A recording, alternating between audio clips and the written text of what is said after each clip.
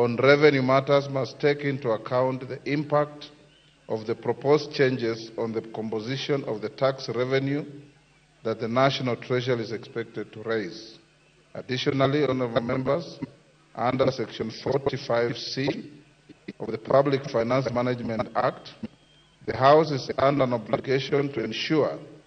that the total amount of revenue raised is consistent with the fiscal framework that it approved during the budget process.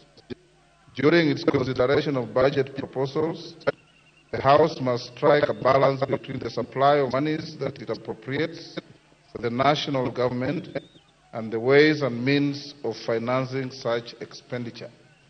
As ably expressed by the leader of the majority party and the chairperson of the Budget and Appropriations Committee, any negative imbalance between the ways and means and the supply approved by the House ultimately